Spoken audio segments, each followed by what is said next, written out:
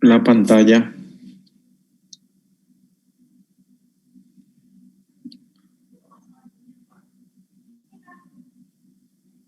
Bueno.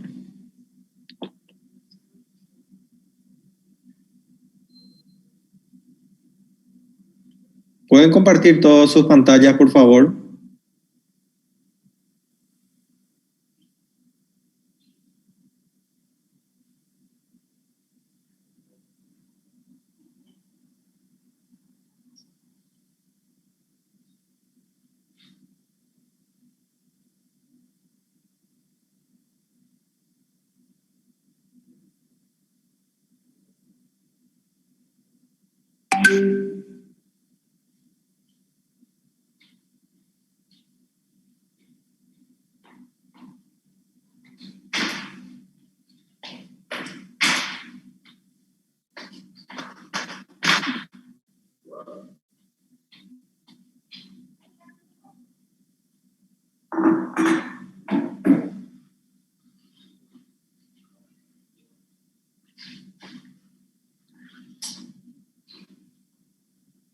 No hace falta que las chicas empiecen a peinarse.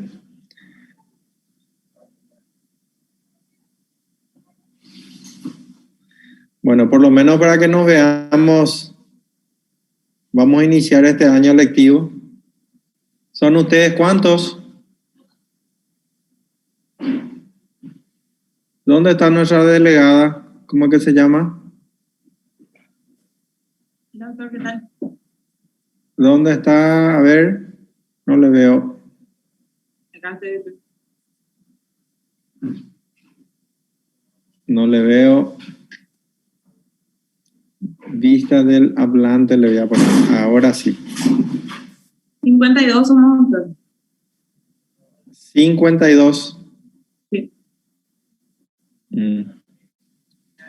Bueno.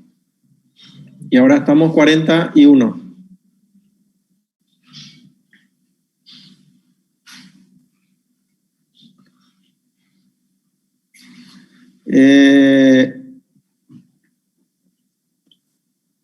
Ahora mismo te voy a enviar por el WhatsApp. Te acabo de enviar el programa.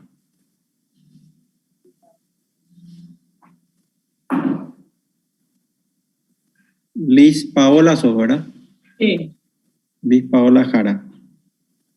Bueno, te envía tu WhatsApp y voy a compartir en la pantalla el programa para que cuando iniciemos todos conozcamos las reglas de juego y sepamos qué estamos haciendo.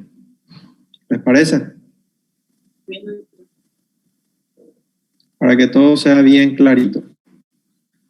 A ver un poquitito.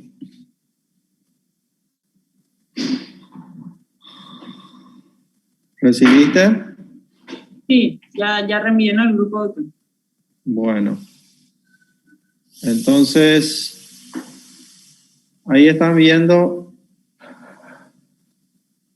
Ahí están viendo, ¿verdad? Sí, doctor.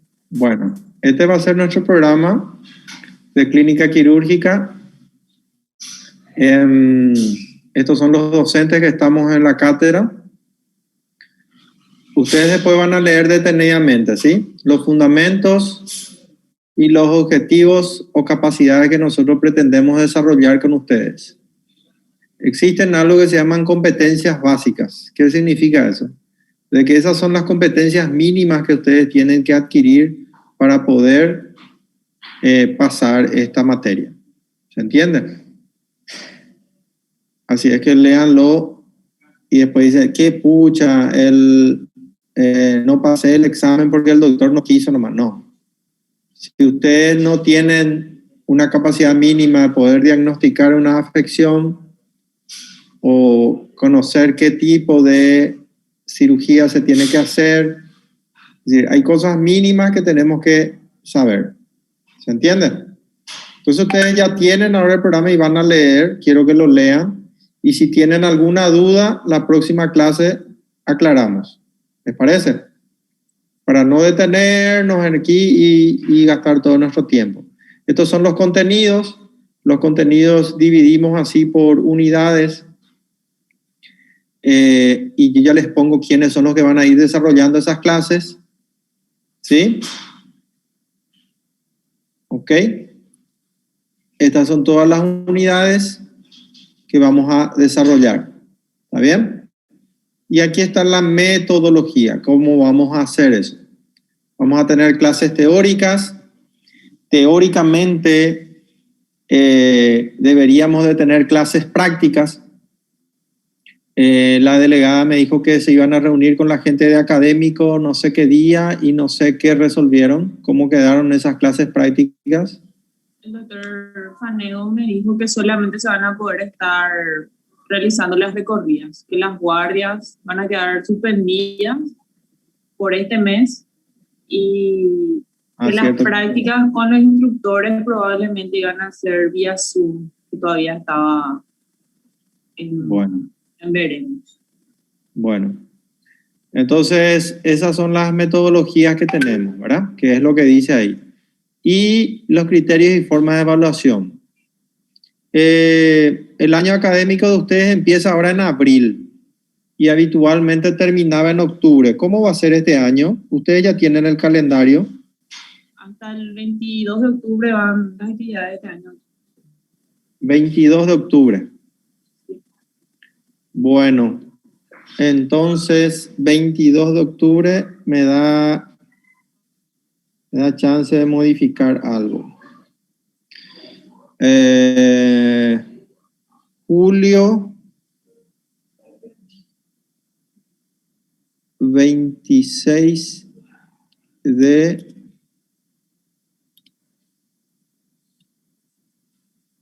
no, vamos a poner antes, 19 de septiembre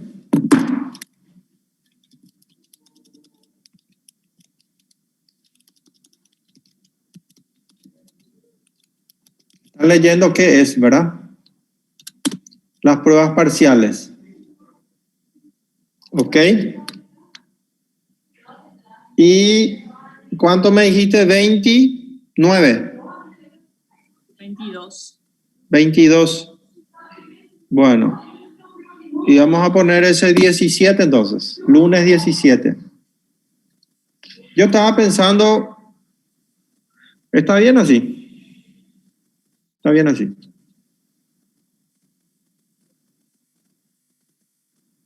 Esto podríamos atrasar más inclusive.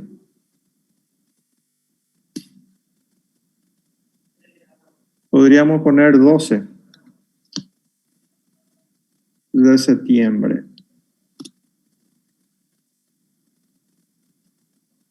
¿Ok? ¿Les parece bien? Sí, doctor. ¿Y la fecha para el examen recuperatorio? Y generalmente sigue existiendo ese recuperatorio. No sé. No era que iba a terminar ya. Sí. Esa es la peor estupidez que existe. ¿Cómo pico en un año no aprendiste algo y en una semana vas a aprender todo? Una burla eso. ¿Cómo permiten ustedes eso? Un recuperatorio para que sea razonable tendría que ser en la primera oportunidad, ok, que tengan un mes para estudiar o algo así. Imposible una semana. Y se supone que cuando termina, si termina el 22 de octubre, una semana es para el recuperatorio. Sería la última semana de octubre. Siempre suele ser así. Bueno, ok. Y esta es la bibliografía. Entonces, en ese programa que ustedes tienen, no están estas modificaciones y yo le voy a volver a enviar esto, ¿sí?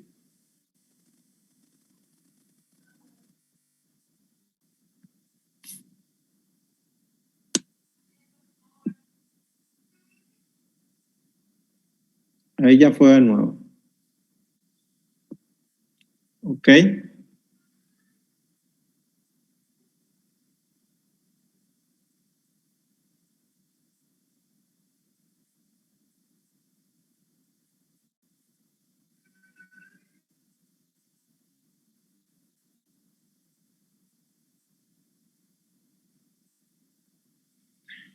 ¿Estamos? ¿Alguna duda? Creo que no. Bueno, de todas maneras tenemos tiempo hasta la próxima semana, es decir, el próximo encuentro, y cualquier duda que ustedes tienen aclaramos ahí. ¿Está bien?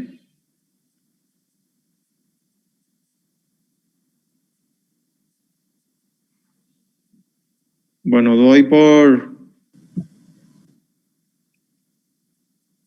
cuidado que está bien. Bueno, vamos a empezar entonces la clase.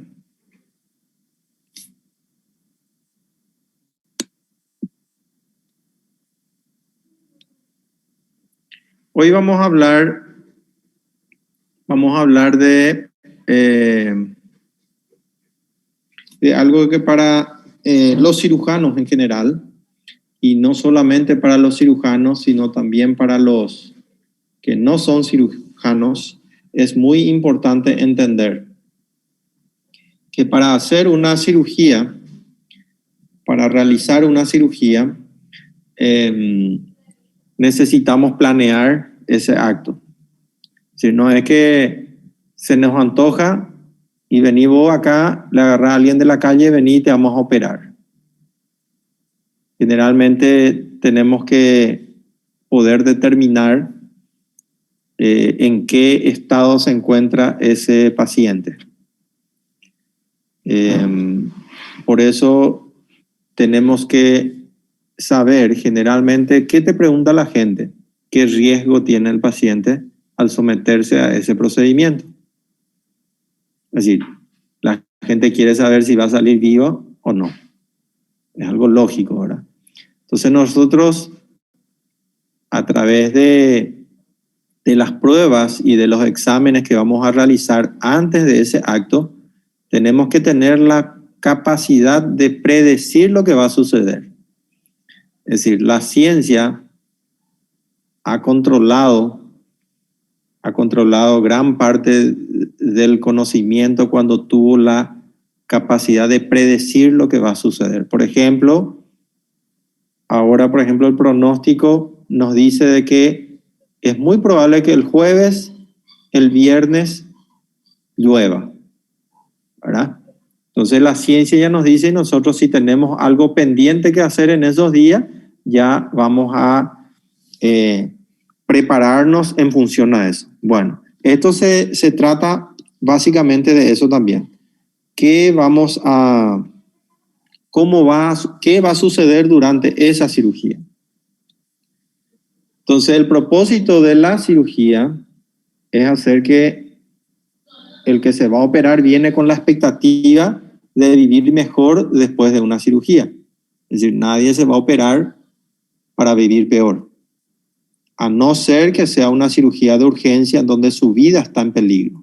Pero de todas maneras, aunque tenga las secuelas que aparezcan posterior a esa cirugía, si no se operaba, su vida estaba en peligro. Entonces, casi siempre cuando realizamos un procedimiento quirúrgico es para mejorar la calidad de vida del paciente.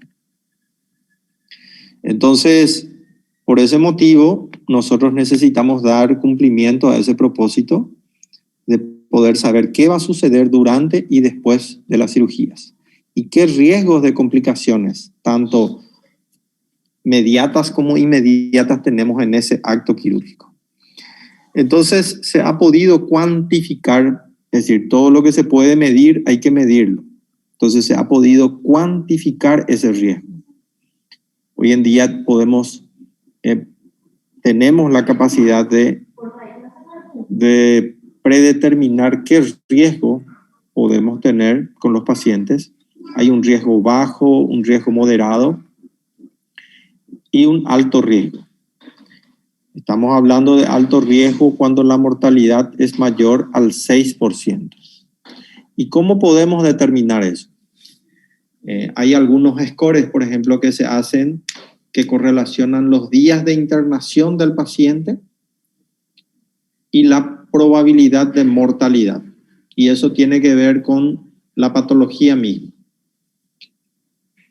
por ejemplo, ustedes pueden ver ahí que una cirugía hepatobiliar o una cirugía pancreática tiene una mortalidad casi del 15%. Una cirugía gástrica, por ejemplo, del 9%. Una mastectomía, por ejemplo, prácticamente no tiene riesgo. Esto en condiciones ideales, ¿verdad? Entonces, hay una relación directa que cuanto más días de internación se queda un paciente, la posibilidad de mortalidad es mayor. Hay otro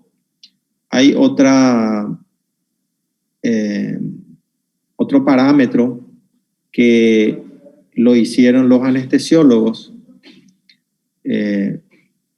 La Sociedad Americana de Anestesiología hizo un parámetro de gravedad y de posibilidad de mortalidad de acuerdo al estado físico del paciente. ¿Por qué hicieron esto? Porque antiguamente los cirujanos salían y decían no aguantó la anestesia. Siempre el culpable era el anestesiólogo. Y básicamente no es así, ¿verdad? Eso depende mucho del estado previo del paciente. Ustedes ven que se llama ASA por las siglas de la Sociedad Americana de Anestesiología. Entonces, ASA clase 1 hasta clase 5. El ASA clase 1 es un paciente sano. Por ejemplo, se va a operar de una hernia inguinal. La probabilidad de morbilidad o mortalidad de ese paciente es muy baja. Sin embargo, un ASA clase 4 ya es un paciente que tiene una enfermedad sistémica incapacitante que amenaza la vida en forma constante. ¿Cuál es, por ejemplo?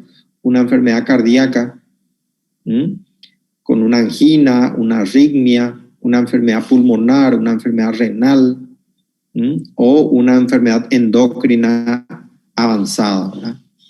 Y un ASA clase 5, por ejemplo, es un paciente que si no se opera, se muere. Y si se opera, tiene muy alta posibilidad de morirse también. ¿Ok? Por eso es importante que nosotros conversemos con los familiares de esta situación. Es muy importante. Porque si nosotros no le contamos nada de esto, después los familiares van a decir, doctor, usted no nos dijo nada y nuestro paciente se murió.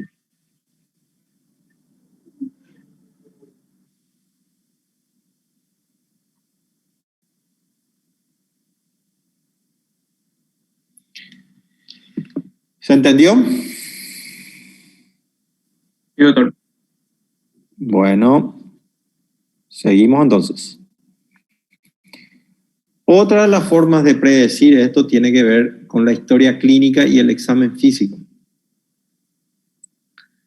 En realidad que la historia clínica, la historia previa de la enfermedad, la historia previa de enfermedades preexistentes, patológicos personales, el examen físico adecuado del paciente puede predecir hasta un 75%, 90% las posibilidades de complicación. Por ejemplo, yo conversando con un paciente ya puedo conocer que ese paciente es hipertenso, ese paciente es asmático, ese paciente es diabético. Es decir, eso se puede hacer con la historia clínica. La historia clínica tiene un altísimo rendimiento de poder determinar qué patologías tiene el paciente. Por ejemplo, te dice, viene, se hacen los estudios, está todo bien, yo no conversé con el paciente, pues opera y hace un infarto. Y él ya tuvo una angina hace 3 meses, pero ni le preguntamos. Esto suele ser muy paradójico por el hecho de que cada vez nosotros queremos utilizar más los medios auxiliares de diagnóstico y no profundizar las historias clínicas, no tener paciencia en hacer el examen físico adecuado y la historia clínica adecuada. Y eso hace que cometamos errores. Entonces, seguramente todos los años previos que estuvieron estudiando, semiología, todo, les insistía que hay que hacer la historia clínica. Y la historia clínica tiene muchísima importancia. Hasta ahora, lo único que no se ha podido reemplazar al médico en realizar, en que pueda realizar, es una buena historia clínica. Muchas veces se puede examinar bien el pulmón haciendo una tomografía, se puede ver si hay una infección, si se hace un laboratorio, pero la historia clínica es mucho más completo que los exámenes en los medios auxiliares de diagnóstico, y juntos, tanto la historia clínica como los medios auxiliares nos ayudan a tener un mejor diagnóstico y un mejor tratamiento. ¿Qué es lo que tenemos que preguntar? Lo que se pregunta siempre, ¿verdad? Tabaquismo, ingesta de alcohol, utilización de drogas, medicación actual, alergia, infecciones, ¿sí? Factores de riesgo del sistema cardiovascular, angina de pecho, disnea, arritmias, infarto de miocardio, hipertensión arterial. ¿Ok? Eso tiene una influencia directa con el postoperatorio, intraoperatorio inclusive. De hecho que, por ejemplo, un paciente que tuvo un infarto de miocardio operado antes de los 3 meses tiene un 37% de probabilidad de realizar un nuevo infarto en el postoperatorio o en el intraoperatorio. Y eso se determina con la historia clínica. De hecho que se ha intentado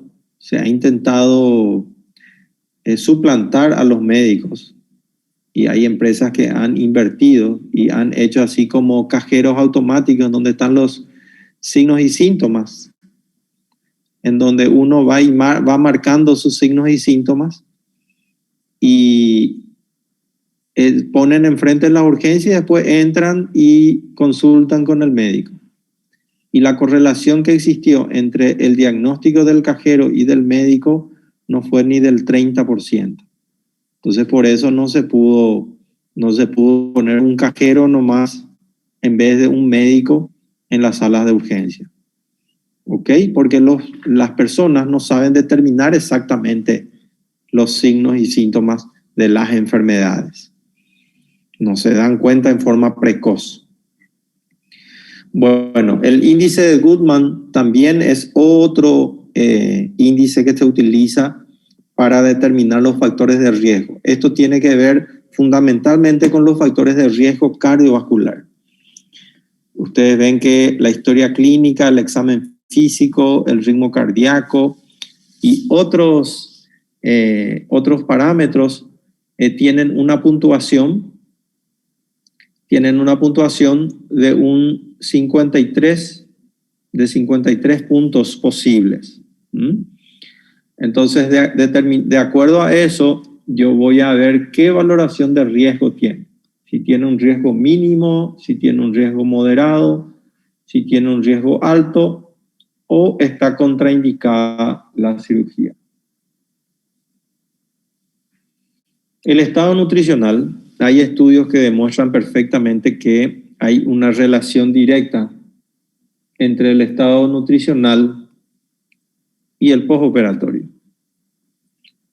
¿Qué tiene que ver el estado nutricional con el postoperatorio? Que un paciente desnutrido, asumimos que es un paciente inmunodeprimido. ¿Ok? Entonces, si nosotros en la historia clínica ya hicimos que ese es un paciente que es alcohólico, es un paciente que tiene situación de calle o es un paciente abandonado, probablemente sea un paciente desnutrido o un paciente que ya tiene una enfermedad crónica, probablemente tenga problemas de nutrición, o un paciente con cáncer o un paciente con una enfermedad de Chagas. Es decir, hay patologías que se asocian directamente con eso. Y eso hace de que el riesgo sea mayor. Por lo que les dije, por la disminución de la inmunidad, por el retraso de la cicatrización de la herida y la incapacidad de tener una buena capacidad respiratoria. En eso influye directamente el estado nutricional. También tenemos que investigar el sistema hematológico previo a la cirugía. Por eso siempre le pedimos su crisis sanguínea.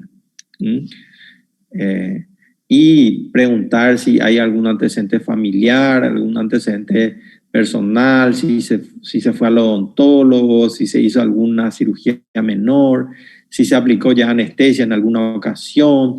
Es decir, todo eso se pregunta en la historia clínica. Por ejemplo, si le sangra la encía cuando se cepilla, es decir, si tuvo petequia, en este caso nosotros que vivimos acá en Paraguay, si tuvo dengue recientemente. Recuerden que el dengue afecta a la producción de plaquetas, ¿verdad? Produce plaquetopenia. Entonces hay veces que tenemos que operar a un paciente post-dengue y sus plaquetas están bajas, ¿verdad? Hay que asumir esos riesgos y hacer una transfusión antes si es que la cuantificación de plaquetas es baja. O otro tipo de enfermedades, ¿verdad? Hay enfermedades genéticas que tienen que ver, enfermedades autoinmunes que tienen que ver también con la coagulación, el uso de anticonceptivos orales o neoplasias, tiene que ver con contraindicaciones. Entonces, habitualmente existen algunos exámenes que nosotros tenemos que pedir. Por ejemplo, si encontramos, hay algunos centros, por ejemplo, que tienen como norma, si un paciente es ASA1, es decir, un paciente previamente menor de 40 años. Por ejemplo, un hospital en Estados Unidos, la Mayo Clinic, tiene un protocolo muy interesante que dice que no es necesario hacerle ningún examen. ¿Ellos qué hicieron? Determinaron 100.000 historias clínicas y vieron todos los exámenes que se hicieron y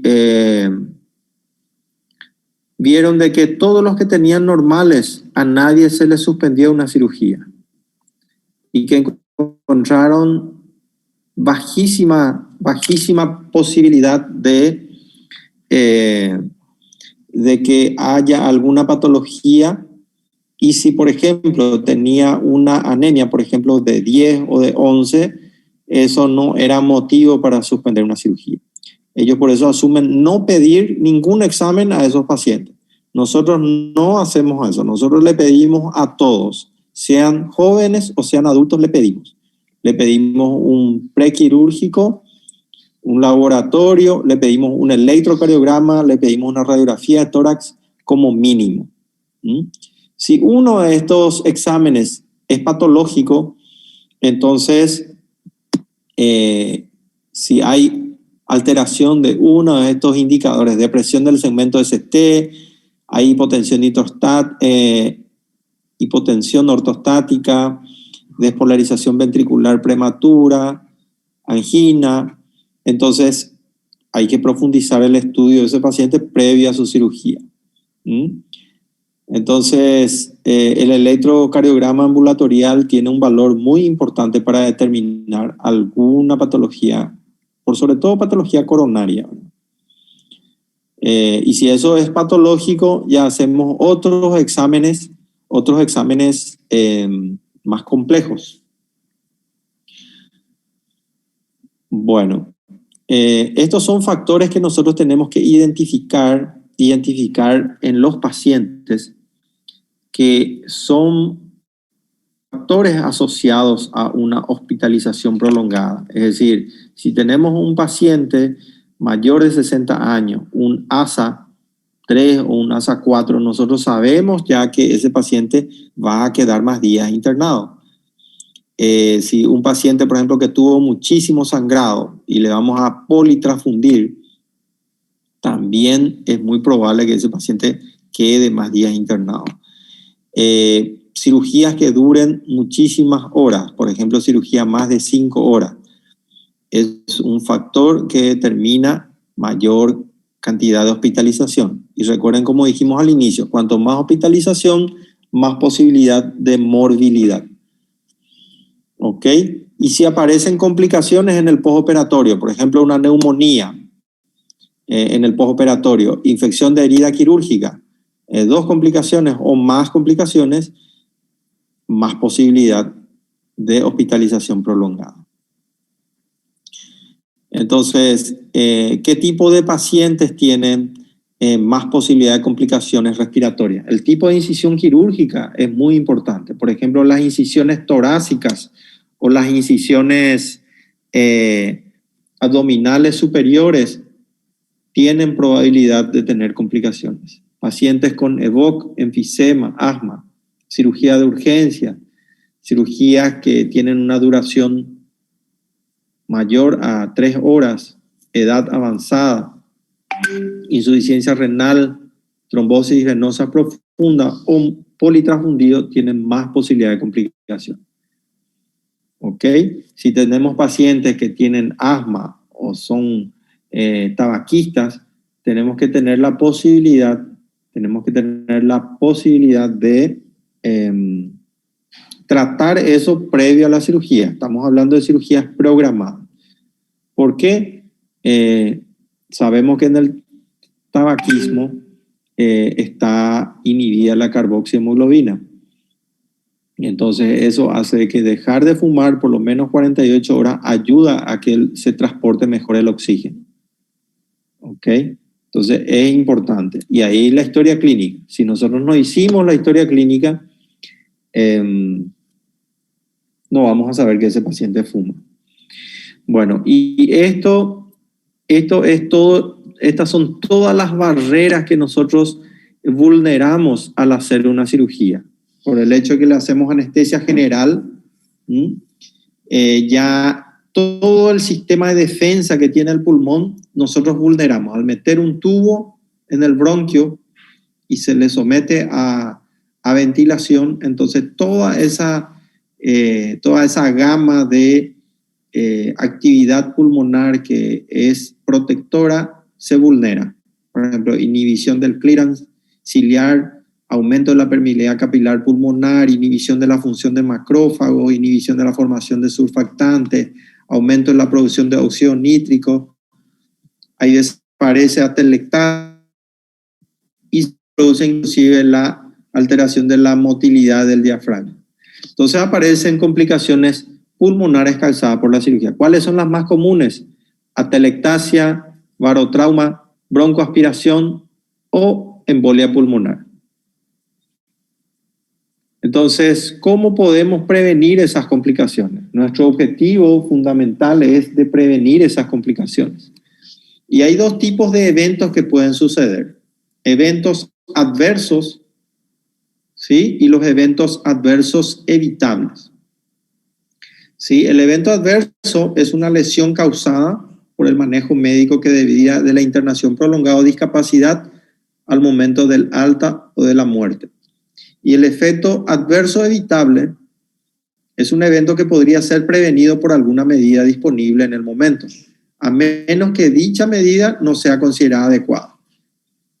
Esto, por ejemplo, son los efectos adversos. ¿Ok? Por ejemplo, nosotros operamos de una hernia y el paciente queda con una parestesia en la región de la incisión, ¿sí? Es un efecto adverso que se produce en el sitio de la incisión. O le hacemos una cirugía y el paciente queda con una cicatriz queloide, por ejemplo.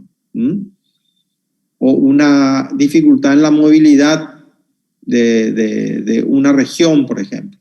¿Sí? Eso es un efecto adverso. ¿Sí? No tenemos que nosotros utilizar la palabra complicación, porque generalmente asocian la complicación con una responsabilidad médica. Ustedes ven que gran parte de la torta, 24%, tiene que ver con las negligencias, las famosas negligencias médicas, ¿sí?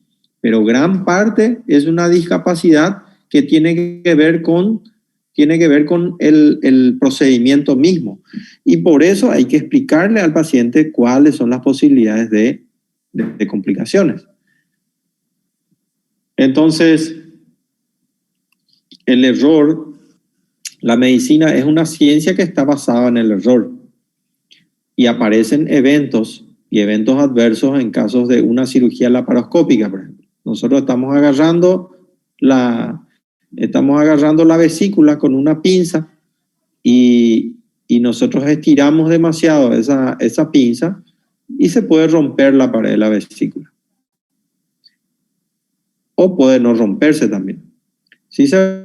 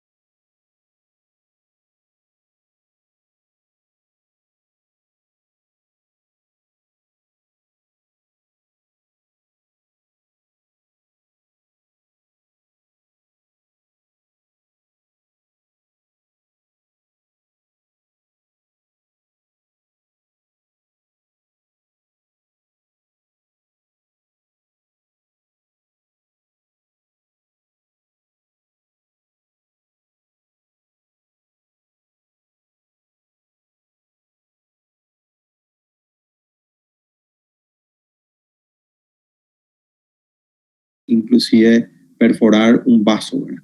El trocar, que es un punzón, la misma cosa. Ok.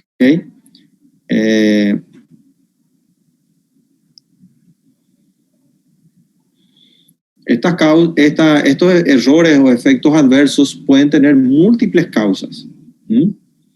Y hoy en día existe todo un protocolo para evitar esos errores o efectos adversos, ¿sí? Se trata de tener un esquema de trabajo para evitar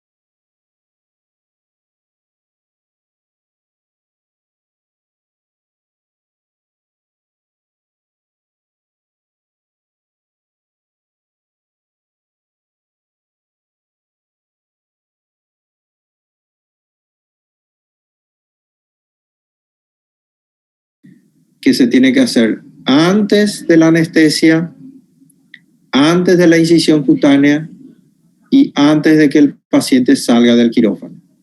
Por ejemplo, el enfermero no tiene que dejar, por ejemplo, que el paciente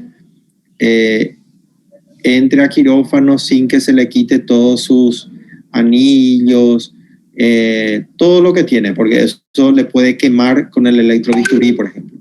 O le tiene que retirar el paladar, por ejemplo, las prótesis que utiliza. ¿Por qué? Porque eso, si el anestesiólogo no se da cuenta, eso puede obstruir las vías aéreas y pueden aparecer complicaciones. Entonces, este checklist nos ayuda a evaluar.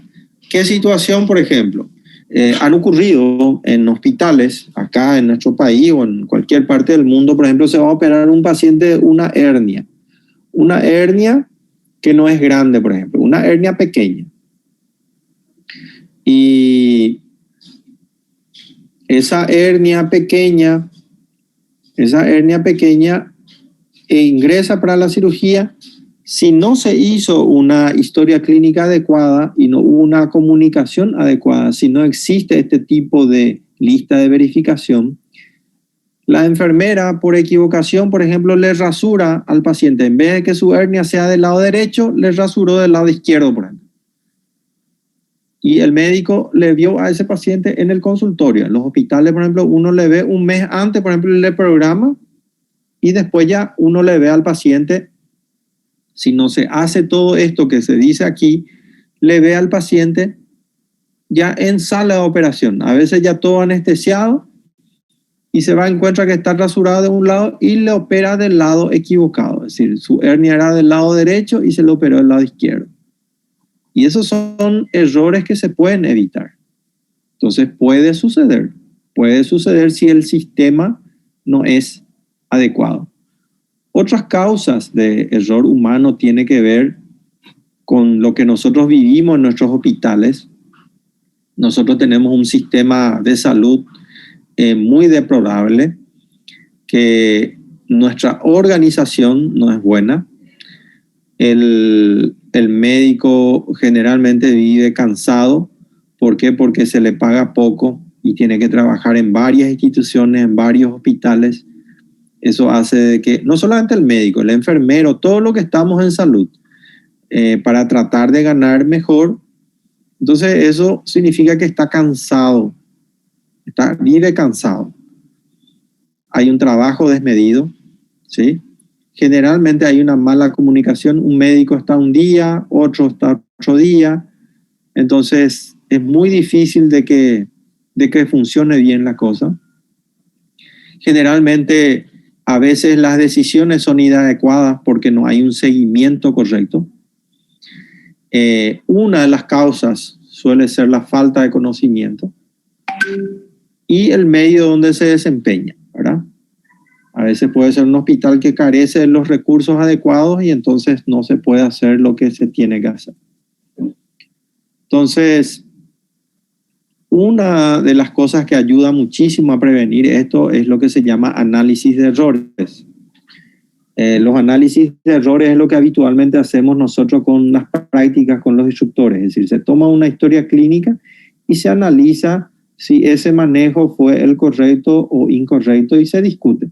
No para decir fulano se equivocó o no, sino que para que nosotros veamos, hagamos un checklist si lo que estamos haciendo es lo correcto. ¿Ok? Entonces, ¿cuál era la situación clínica? ¿Qué sucedió? ¿Por qué sucedió? Y cómo evitar en el futuro esta complicación. ¿Ok? Bueno, entonces, ustedes ven lo que nosotros estamos tratando es de seleccionar los pacientes, preferentemente, tratar de ver si es un ASA 3, tratarle a los pacientes para que esos pacientes de ASA 3 pasen a ser un ASA 2.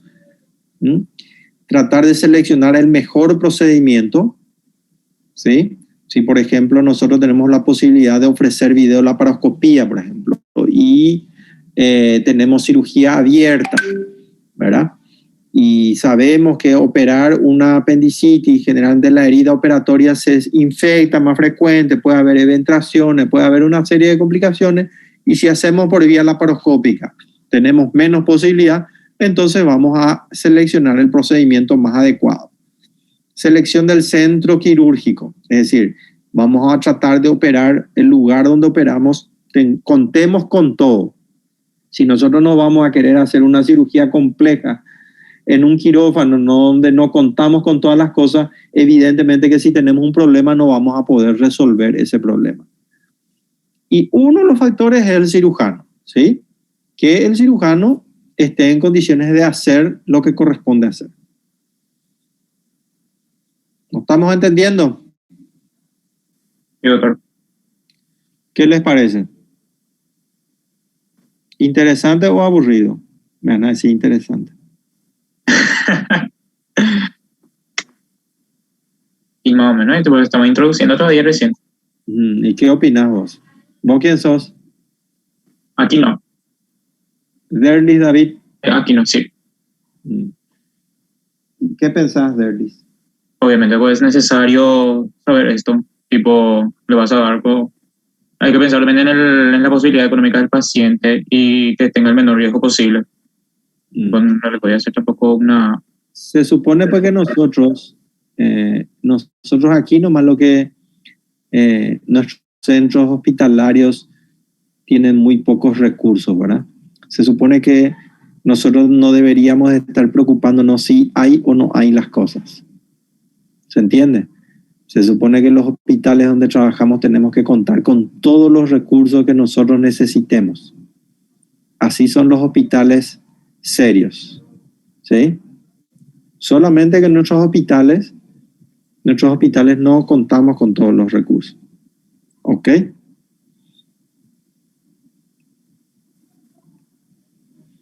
Bueno, y selección de los pacientes es lo que estuvimos hablando, ¿verdad? Los scores de riesgo operatorio.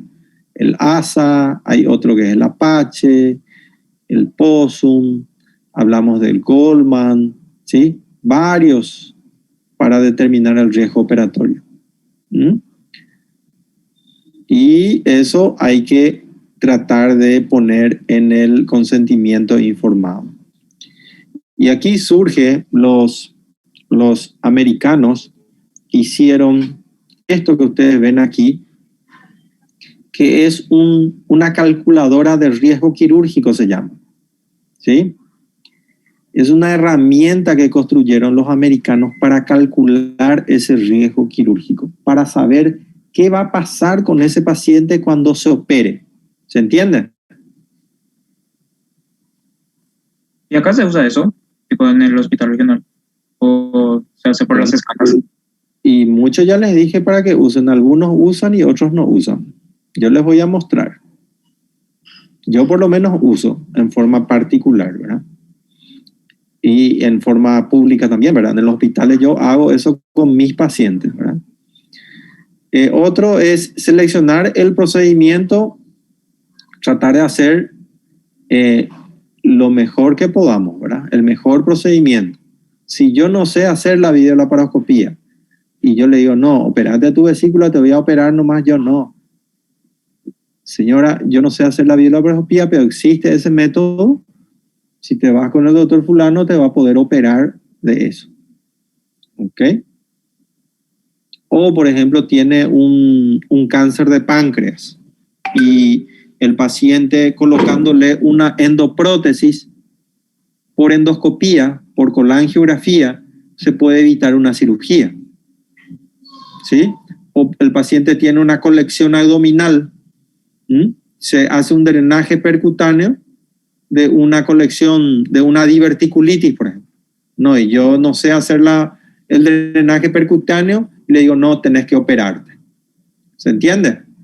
Entonces, hay alternativas, mejores alternativas de tratamiento. ¿Ok?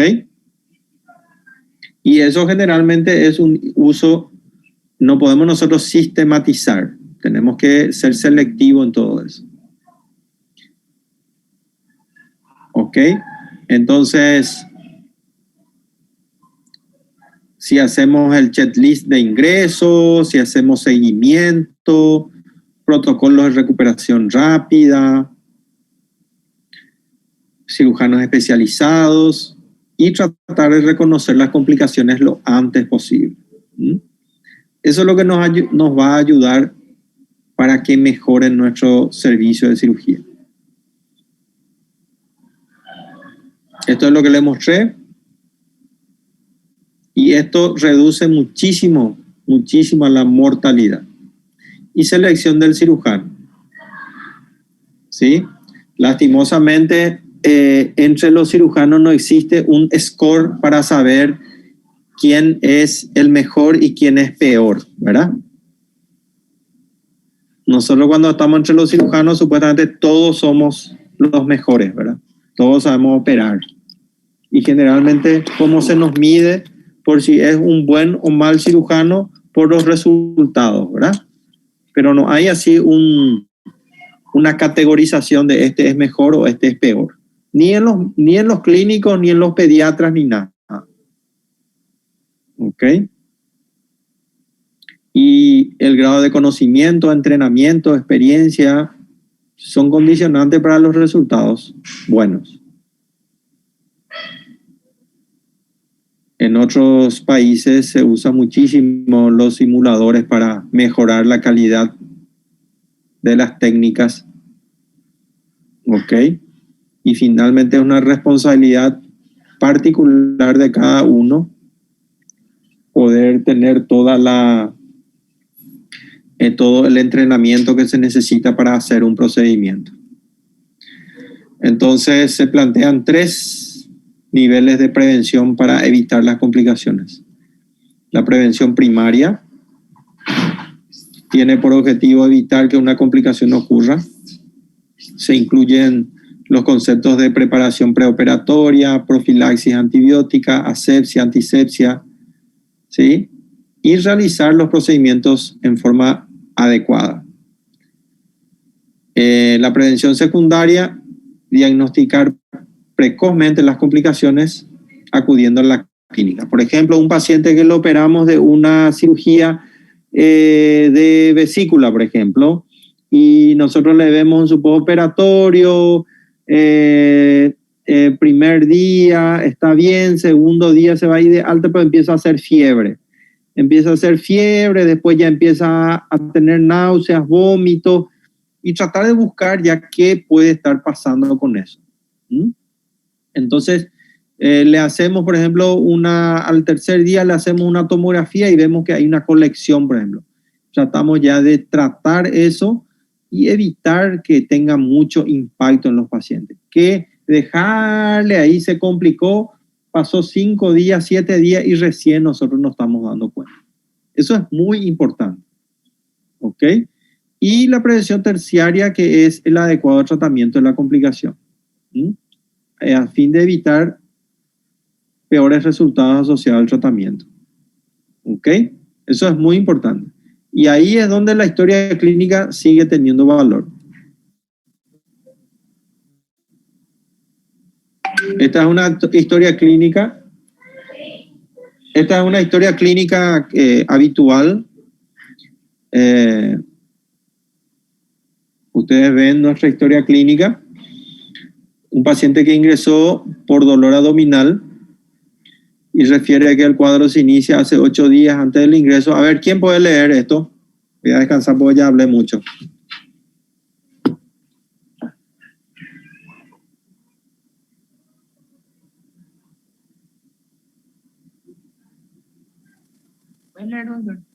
Bueno, un poquito más fuerte, bien fuerte.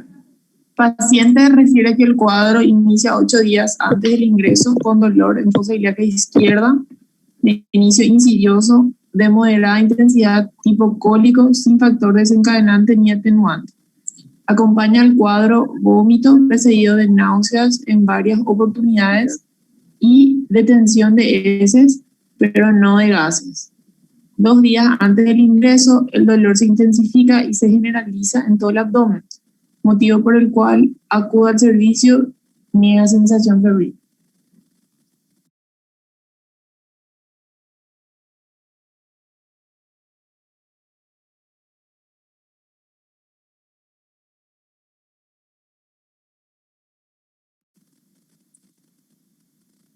Antecedentes remotos de la enfermedad actual, niega cuadro similar anterior. Antecedentes patológicos personales, EPOC sin tratamiento, tabaquista de 50 paquetes a año, niega hipertensión arterial, diabetes mellitus y alergias. No refiere a admisiones previas, signos vitales, presión arterial 110, 60, frecuencia respiratoria 26 respiraciones por minuto, pulsos de 110 latidos por minuto y temperatura axilar de 37 grados Celsius. Paciente adulto mayor de sexo masculino de 63 años de edad, cuya edad cronológica coincide con la edad biológica, de biotipo normosómico hipotrófico, de hábito merilíneo, de fase dolorosa, pálida, Lúcido, colaborador, orientado en tiempo, persona y espacio que adoptan el lecho, el decúbito dorsal obligado.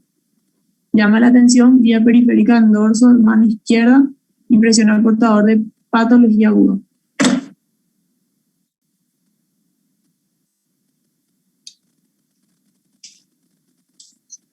A la inspección, abdomen plano, simétrico, de coloración normal, con distribución pilosa acorde a sexo y edad, cicatriz umbilical, normo implantada, no se observa circulación colateral ni tumoraciones.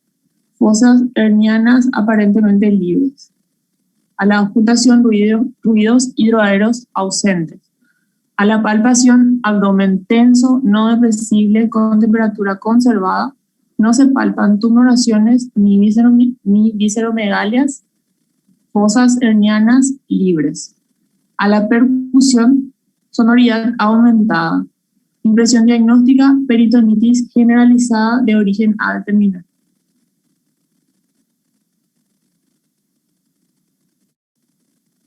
Laboratorio. Leucocitos 13.700, neutrófilos 80,4, linfocitos 6,6, hemoglobina 12, hematocrito 36,3, plaqueta 315.000 y PP 15.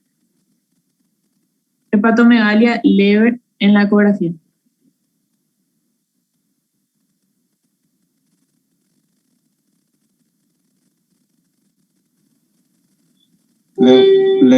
Les voy a mostrar entonces, a ver un poquitito.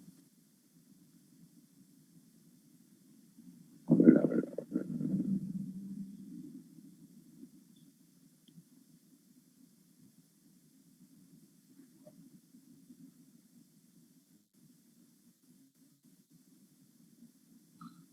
Bueno.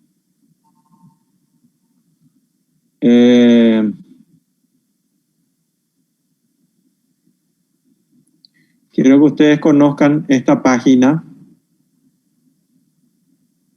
¿Sí? Esta es la página del Colegio Americano de Cirujanos. ¿Sí?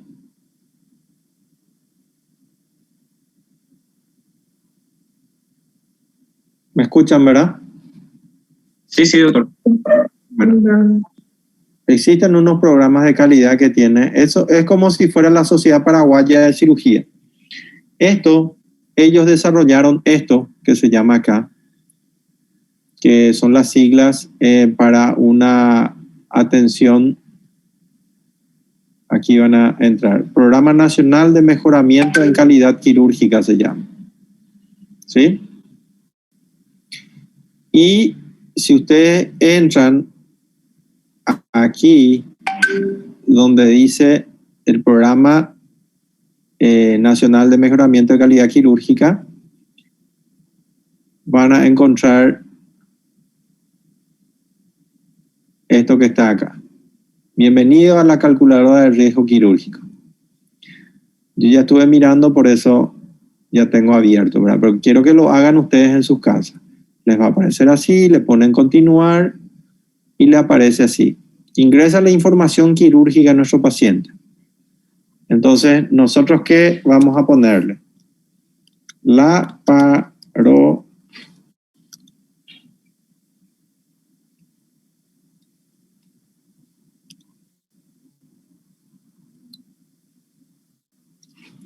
Laparotomía exploratoria, ¿verdad?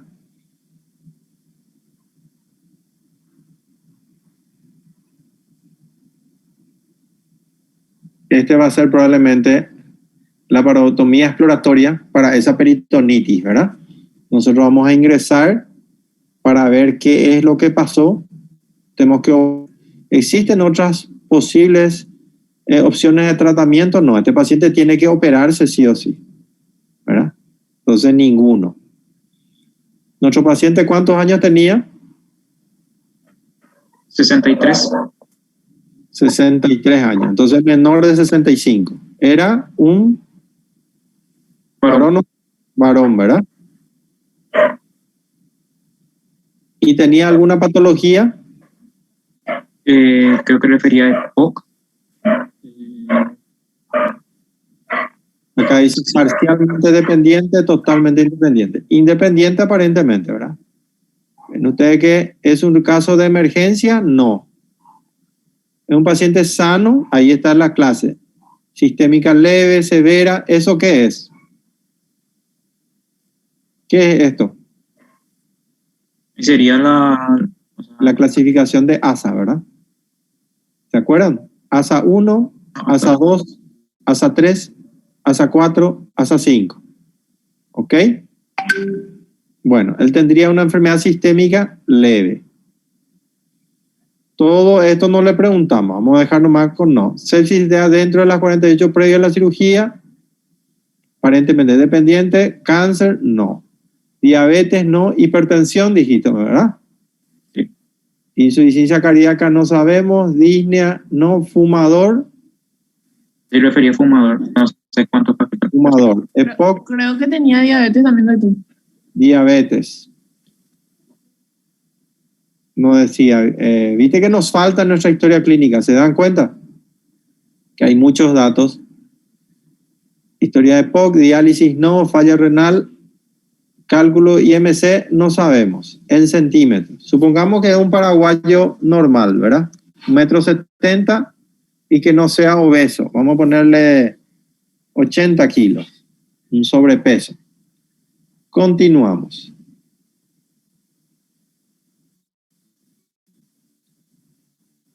¿Ok? Entonces aquí nos dice la posibilidad de resultado. Seria complicación está por debajo de la media. Tiene posibilidad de complicación seria. El riesgo de este paciente es de 12,7% de complicación seria, por debajo de lo que habitualmente suele ser. Ninguna complicación, 15%, por debajo también. Neumonía, es decir, todas las probables complicaciones. Infección del sitio quirúrgico, nos dice que está por encima de la media. Si nosotros le hacíamos por laparoscopía, probablemente iba a ser menos. Pero como le hacemos una laparotomía, probablemente vamos a tener una infección. Infección de urinario, ¿es posible que este paciente se vaya a su casa y vuelva a internarse? Es posible. ¿Sí? Retorno laboral, muerte. ¿Puede morir este paciente? Sí. ¿Va a necesitar una rehabilitación en su casa con una enfermera? Muy bajo. Sepsis, puede tener una sepsis. ¿Se entiende lo que le está diciendo? Lo que le estoy diciendo. Sí, sí.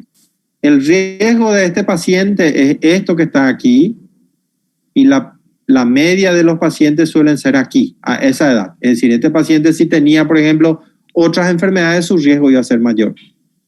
Entonces acá te dice, si vos le ves que este paciente, por ejemplo, es desnutrido o algo más que a vos te parece, a mí me parece que este paciente tiene algún riesgo superior a lo que nosotros estamos calculando.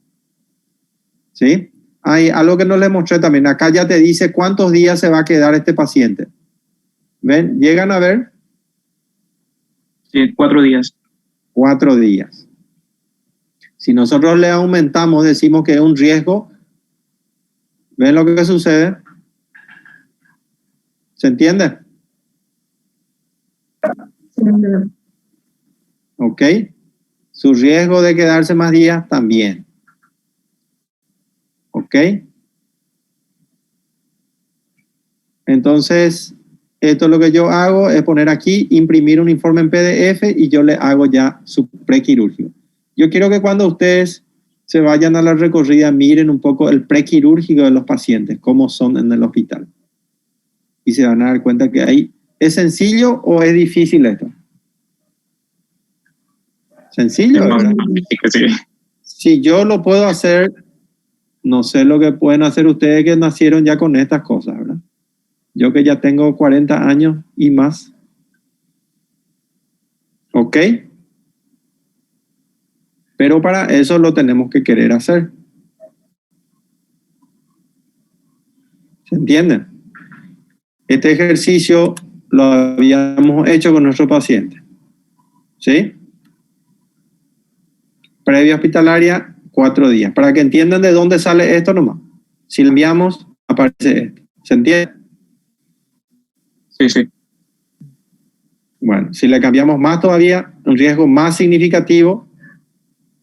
En la historia clínica ustedes encontraron que tuvo un infarto hace 4 meses, por ejemplo. Pero el paciente tiene que operarse sí o sí. Ustedes ya le van a decir la posibilidad de que este paciente se muera es casi del 50%. ¿Entienden? Si ustedes se comunican de esa manera con su paciente, es muy difícil que la gente les pueda demandar, porque ustedes le van a estar contando lo que puede suceder. ¿Este paciente le parece a usted que va a necesitar terapia intensiva o no después de su cirugía? Sí, Claro que sí, ¿verdad? Entonces, eso nosotros ya tenemos que decirle antes de operarlo. No que lo operamos todo y después no hay terapia y ahí empieza todo el mundo a correr y a desesperarse, ¿verdad? ¿Se entiende? Tratar de pronosticar lo que va a suceder. ¿Ok?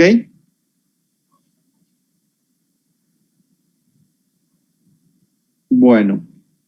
Y estos son los ejercicios que hicimos con distintos pacientes, ¿verdad? Este es otro caso, ¿sí? Y esto quiero que ustedes hagan. ¿Se entiende? sí, sí. Bueno. Esto no lo inventé yo, esto está. Y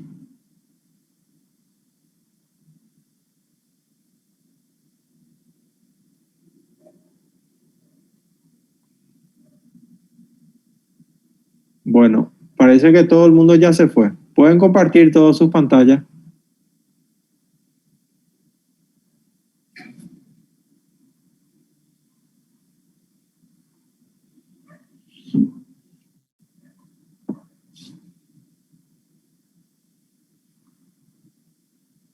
¿Cuántos somos? 42.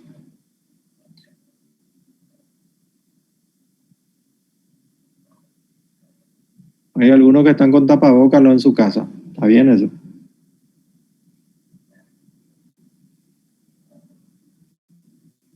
Bueno.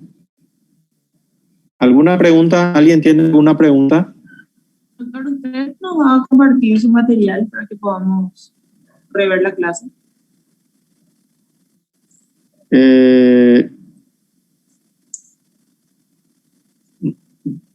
¿Para qué quieren eso?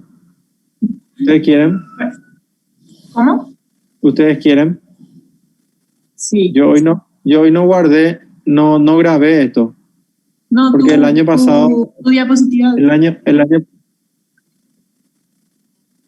El año pasado grabamos, supuestamente que nos exigían que grabemos y nadie hizo nada con las grabaciones. Una pena. Yo te preguntaba por las diapositivas, doctor. O indicarnos de que Yo te puedo enviar la grabación. Tengo la grabación de esta clase. Ah. Si querés te puedo enviar enseguida al WhatsApp. Es del año pasado, pero igual. Me imagino que dije lo mismo, ¿verdad? No sé. ¿Verdad? Está grabado en el Moodle. ¿En el Moodle o dónde está? ¿Quién habla? Ah, Brian. Bueno, ¿está grabado entonces?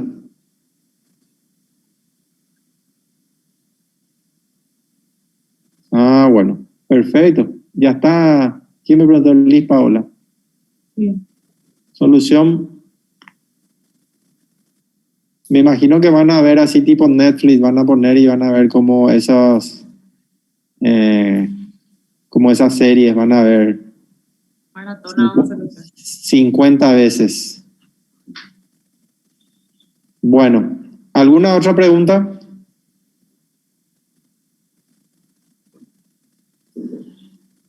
Aprieto ya este botón que dice acá fin, entonces. Muchas gracias.